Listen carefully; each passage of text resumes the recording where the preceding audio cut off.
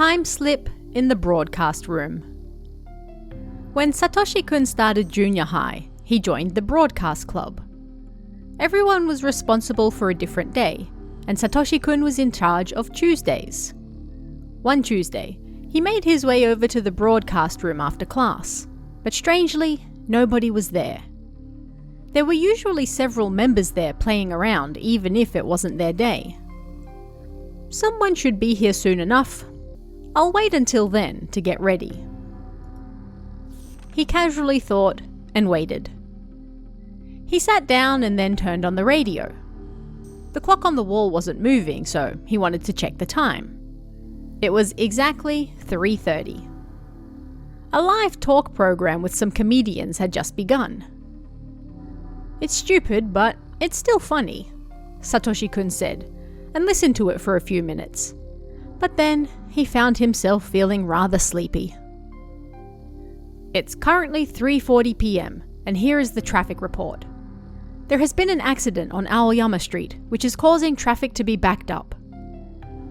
As he listened, he felt himself being drawn into the world of sleep. A short while later, he suddenly opened his eyes. He could hear the school chime ringing in the yard, but it was the summons chime coming from the broadcast room. What the hell? I didn't touch anything, so why is it playing? Am I dreaming? I'm not dreaming, right? Satoshi-kun was still half asleep, and then a strained voice that sounded on the verge of death, that of an elderly woman, came out of the speakers. "Mr. Shibazaki. Mr. Shibazaki. Emergency. Please come to the broadcast room." Mr. Shibazaki? He'd never heard that name before.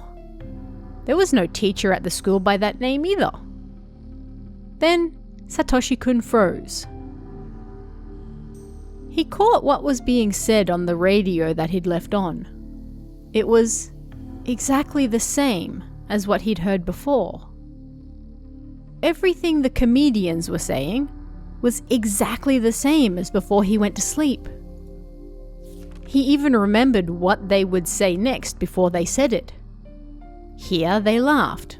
Here they messed up. Everything was exactly the same as before. It was a live show, so there was no way they'd say the exact things again. What on earth was going on? He thought, and then he looked at the clock on the wall. Again he was shocked. The needles pointed to 3:37. That was impossible. He'd heard the traffic report at 3:40 as he was falling asleep. As he listened to the radio repeating the same things, he suddenly found himself getting sleepy again.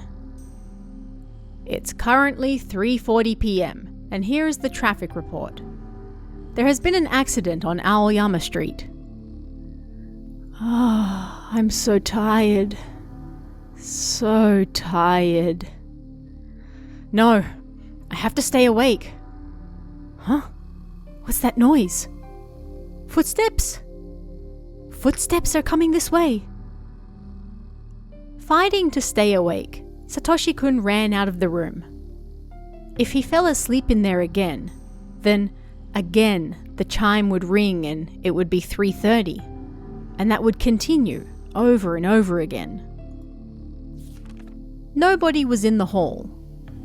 He then grabbed one of his friends in the schoolyard and asked, "You heard that summons just now, right?" "Huh? I didn't hear anything," his friend said. And no matter who he asked, nobody knew what he was talking about.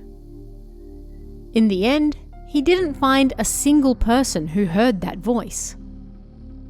It turned out, however, that long ago, there used to be a teacher at the school by the name of Shibazaki, who disappeared. He was in charge of the broadcast room, and one day, after going inside, he just disappeared. Maybe those footsteps were his, returning to the broadcast room as time lagged. If Satoshi-kun had fallen asleep again, somebody might have tapped him on the shoulder from behind. "Who are you?" the voice might have asked, and perhaps he would have found himself trapped in Mr. Shibazaki's world.